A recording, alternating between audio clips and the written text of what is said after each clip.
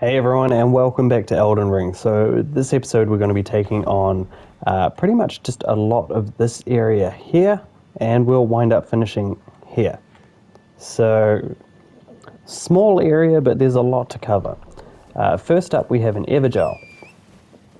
So when my horse wants to come out, thank you, you're just going to follow this wall here. There will be a spirit spring or a wind tunnel, whatever they call them.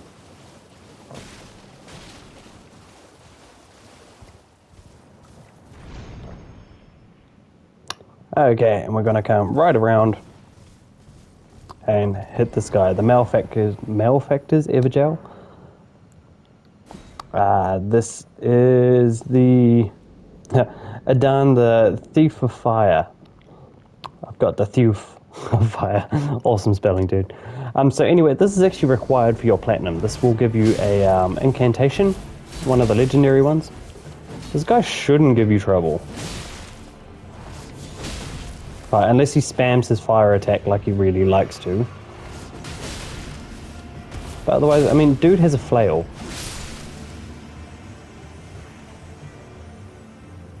Goodbye, fatty.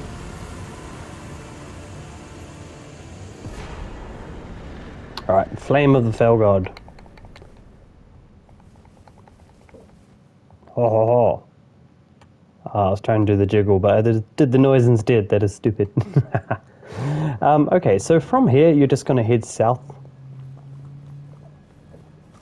And there's a sacrificial twig.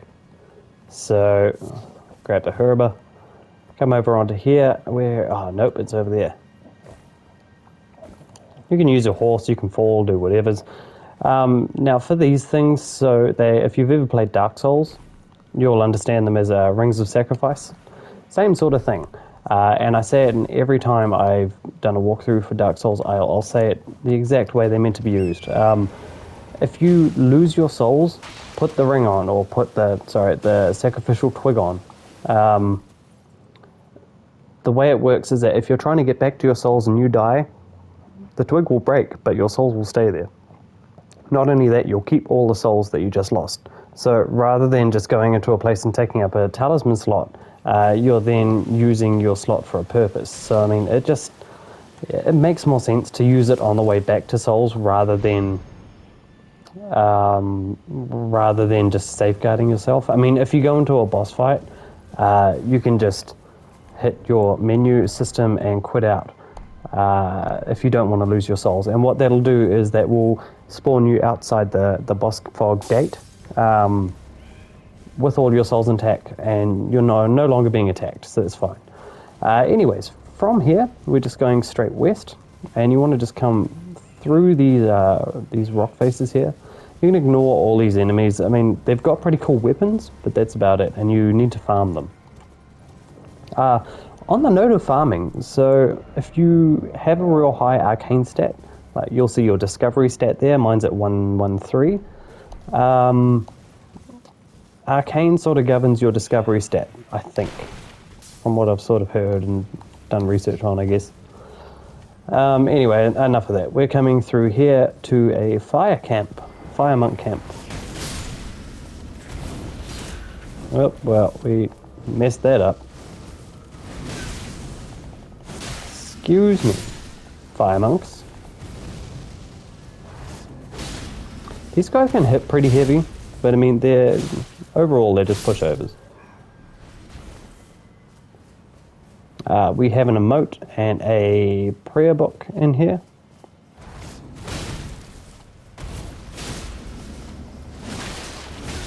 Oh, I knew you were going to do that. Oh, I'm probably going to die.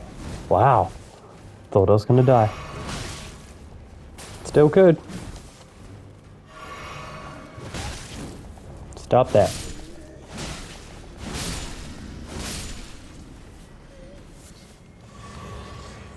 Cool, and we got some flask back. Nice. Okay, so over here is your emote. Fire spur me. And the Fire Monk's prayer book. Now from here, where do we want to go? We want to go down along the cliffside, lakeside, for Lakeside Crystal Cave. Okay, sweet. So Crystal Cave is about here-ish. We're just going to go out onto the lake and then follow the cliffside.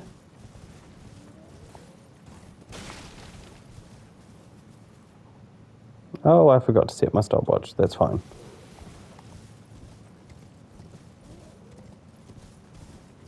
I feel like we just missed it. We did. It was right where my marker was. So if you see this little sticky outy bit in the map here, it's just at the base of that. Now this cave can be kind of hard out if you're not prepared. We get a spear talisman as well as a cerulean medallion. Amber cerulean medallion. They're both talismans. Not only that, this has a back entrance where we meet an NPC which is going to help us along the way.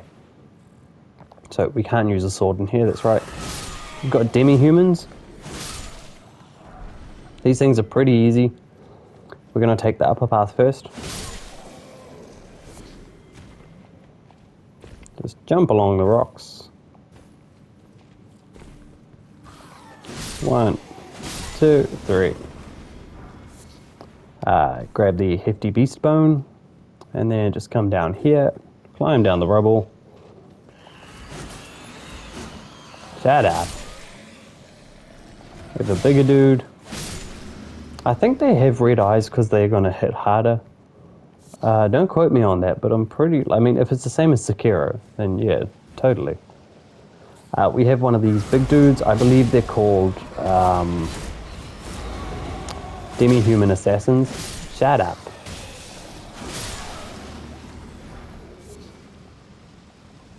Grab the budding cave moss. And then over here in the chest we have the spear talisman. This just any pokey weapon that you have. So I would assume a rapier. Not 100% sure, but I would assume rapiers as well. Yeah, otherwise spears, it just enhances those attacks. So anyways, coming over here, you want to drop down to this one. Coming to our left, you want to drop down to this one. And then back again. Drop down. And drop down. Did I just see a... Ah, yeah, we go over there, that's fine. Anyways, so you have crystal snails. These guys are a pain in the booty, but they're weak as shit.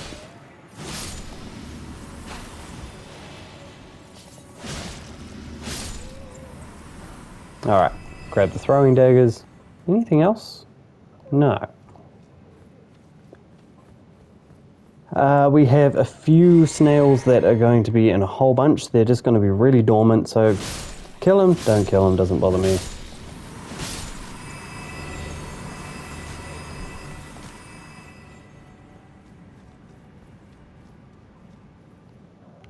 Alright, and coming over here we have a ledge that we just want to fall out on.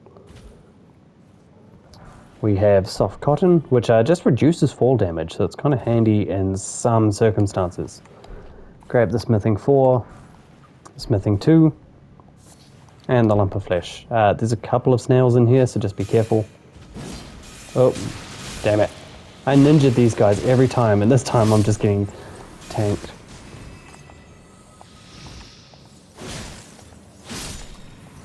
Oh, what do you drop?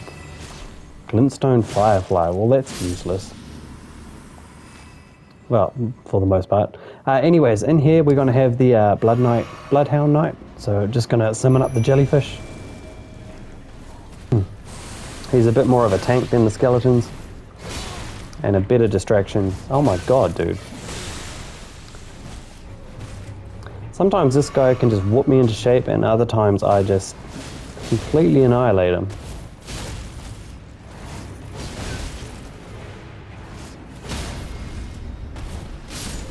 There we go. And we get the Cerulean Amber Medallion. I'm pretty sure it just increases FP, but I mean, meh, never going to use it. So for the most part, this is why we wanted to come through this cave. So you want to talk to this lady?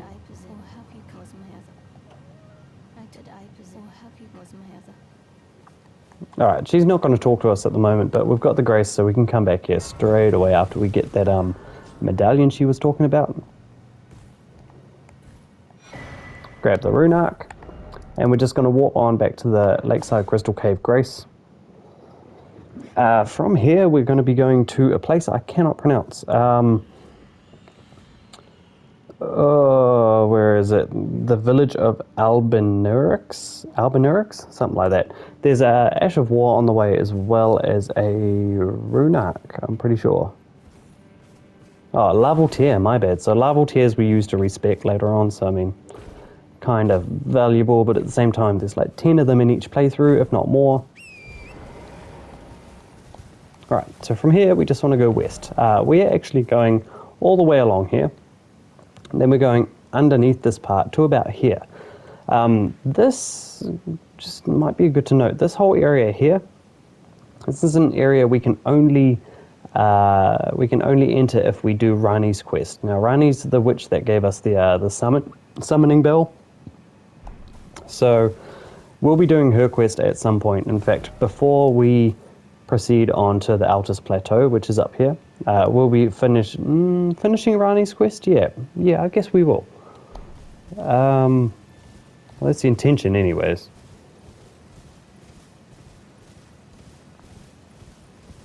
So, from here, there's an Ash of War. Once you hit a sort of poisonous lake, like right here, keep in mind that while you're on your horse, you will not get poisoned, but if we jump off, straight away. So just keep that in mind. Now, this is the Ash of War. It's a holy one.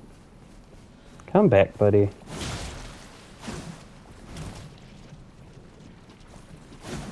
Oh, dude. Don't make me play this game. Val of the Indomitable. Right. So anyway, if you're looking for him, he's probably about here, just in this corner here of this cliff. And from what we want to do here is just carry on west. Is it west? Yeah, we want to carry on west. Maybe southwest. I don't know, that general direction. And then we just want to go up this cliff face here to the village of Albinurix. My dog was going crazy before I recorded this episode. Now the cat is going crazy. So we've got Larval Tear. Jump back on there and go to the Grace. Get rid of that poison.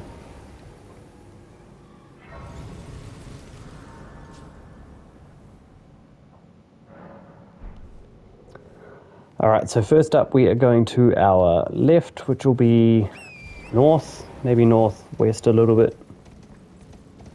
It's almost directly north, over the bridge. Just going to ignore all the enemies here. And we have a crystal sword. Never used it, but it really looks cool. I like the blue blade.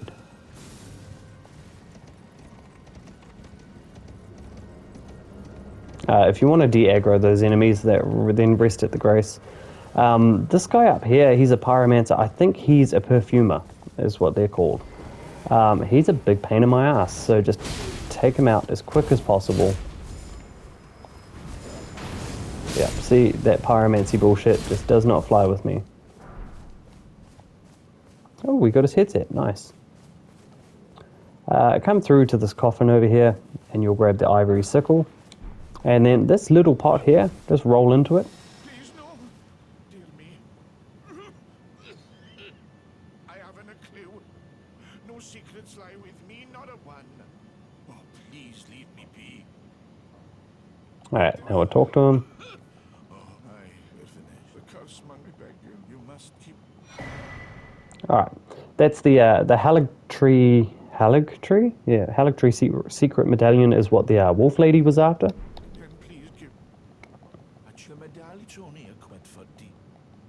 Exhausts his dialogue, and he just dies. And...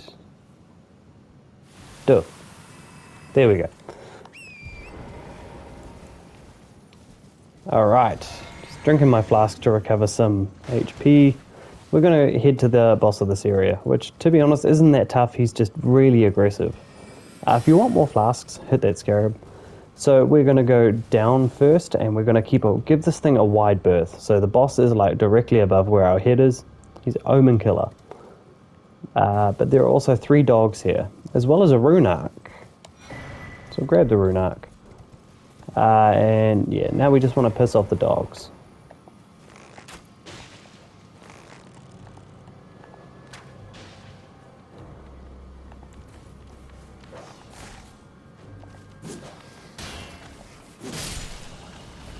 Alright, so there's one there, there's one over here. And there's one more somewhere, but I don't know where he is.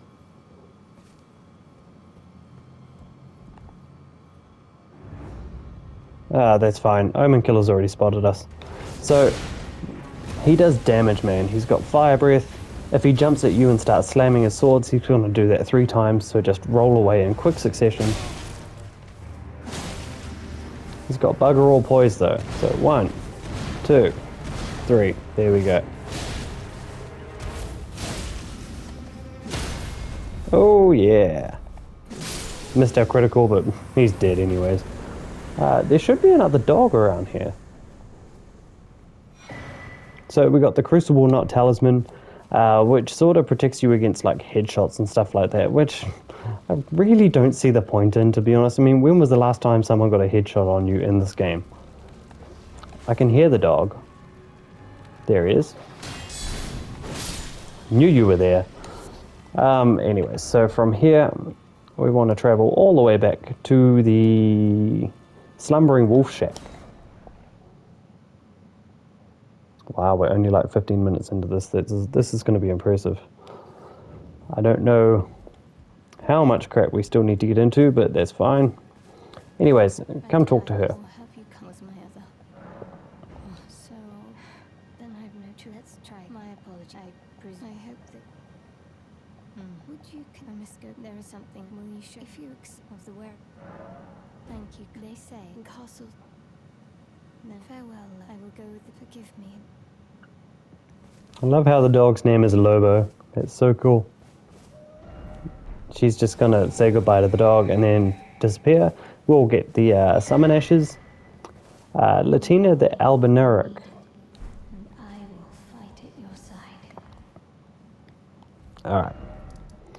Cool, and from here we're just gonna go back to the village. I'm done trying to pronounce that. I'm just gonna say the village. Okay, so from here, I'm going to put on the Morning Star. Still at a medium load, and we've still got our bow. That's good. So I'm going to introduce you to crystalline enemies, whatever the hell they are. You don't have to fight these things, but they've just got an interesting mechanic. So they've got like a threshold mechanic where we can jump down. That's good. Where they'll take bugger all damage for the first like quarter, maybe even like 40% of their health, and then all of a sudden they just start taking mean damage. There are 2 here, and honestly taking these guys on right now is a bit of a pain, so I'm just going to piss one off and try and get it over to me.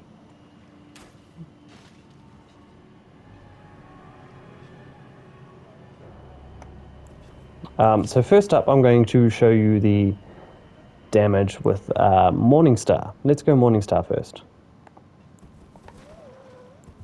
Oh, okay, so this thing's slowly walking over to us.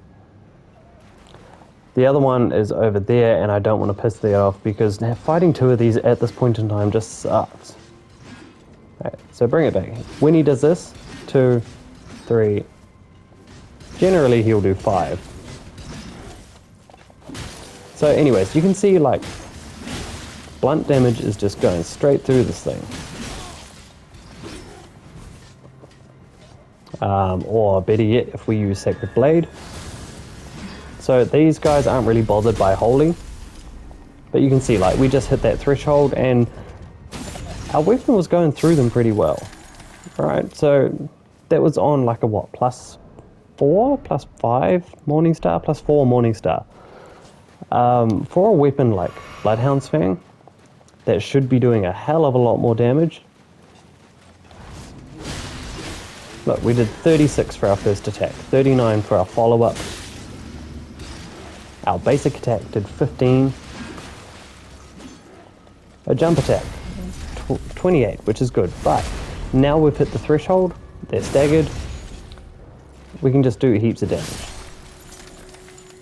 So you can sort of see like just the strategy towards those. I mean, a blunt weapon will help you out heaps, but if you don't have that, that's fine. There's nothing wrong with that.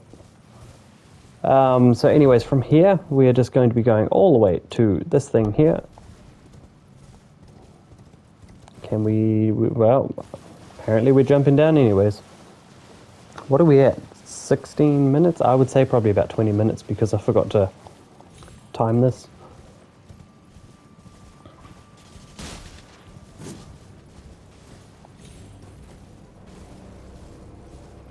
Alright, so well, I've got the time, so I may as well just take out a couple of minor things that will save me time in the next episode. So we'll rest here.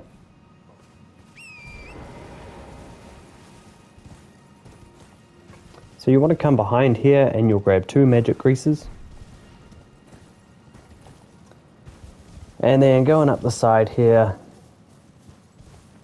like there's a special, can't even speak properly. There's a special way to get in this tower from the front entrance. You can totally just jump on up. So grab your horse. There's a platform just above us there. There we go. And this will land us a memory stone.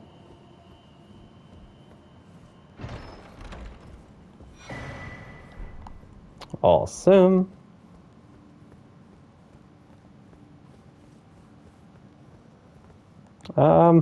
Yeah, we can jump down, why not?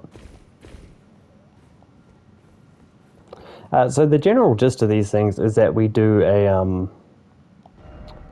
a gesture. What's the gesture again? It is erudition, as well as wear like a specific sorcery hat, and it'll open. There's only 2 of these specific towers in the game, so we don't need to worry about that too much. And 1 out of 2 of them, we just jump through the window. So that is fine.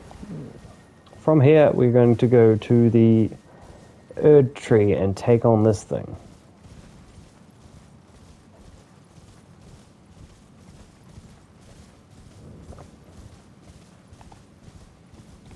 Alright, summon up the jellyfish because she's a tank.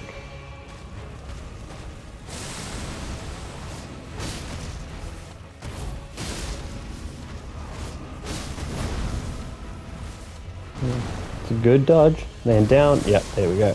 So normally their 3-hit combos are pretty easy to predict. They're slow as well, which is great. Now we just need to... Did he... Oh, he didn't summon the light. Oh, that's with the hammer down, that's right. We're going to miss our critical, but that's totally fine. Done.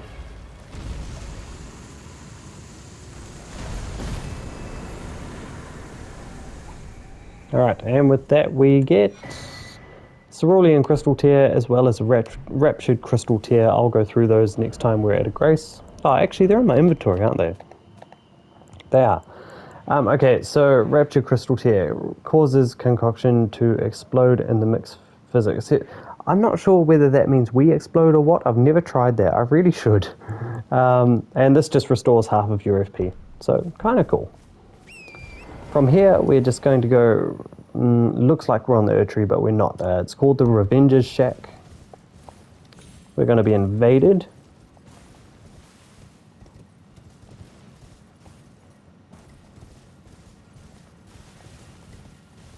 And then after that invasion, I think I'll wrap up there. So this will get us our 3rd and final Shabriri grape for old, what's her face, Hayeda. And then I think we end up meeting Hayeda at a gate after we've beaten the academy. So what you want to do is just come all the way down here and into these bushes. There's a little shack with a few items. Don't worry about the items. I would probably suggest going for the grace straight away.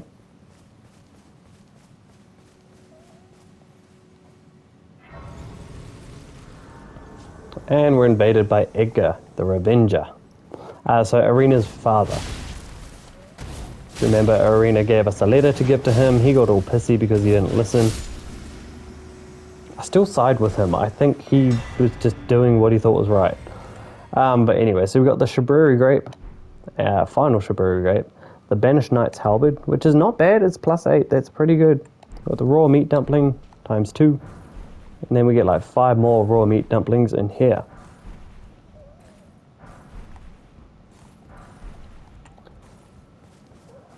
Okay, so let's level up.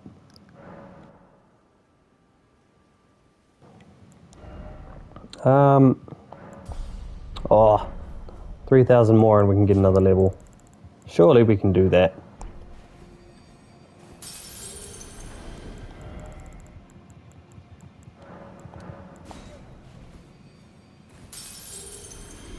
Oh wow, that's a decent amount of runes.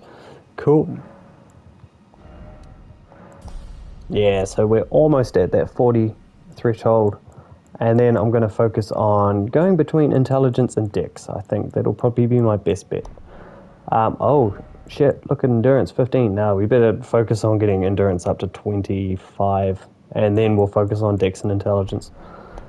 Anyways, that'll be it for this episode. So thank you all for watching. Hit that like button, subscribe to the page. I will see you here next time.